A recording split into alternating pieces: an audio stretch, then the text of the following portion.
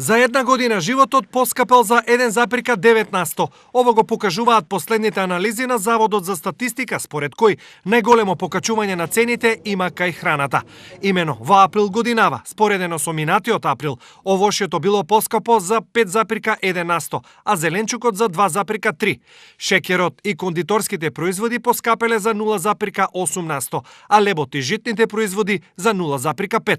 Она што администрацијата го пресметала статистички, народот секојдневно го чувствува. Секое заминување во продавница троши се повеќе пари. Голема разлика, Душо, голема.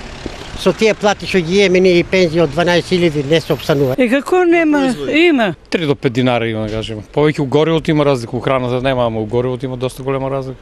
И затоа верувам дека и ќе биде и храната покачување. Освен храната, покачување на цените има и кај авионскиот превоз за 23%, бензините за 5,1%, бела техника за 0,8%, исто колку и средствата за хигиена. Себе ова живеачката во државата ја прави тешка, а пари има само за храна и комунали. Дури 70% од платите на граѓаните завршуваат за оваа намена, додека европскиот просек е помеѓу 20 и 30%.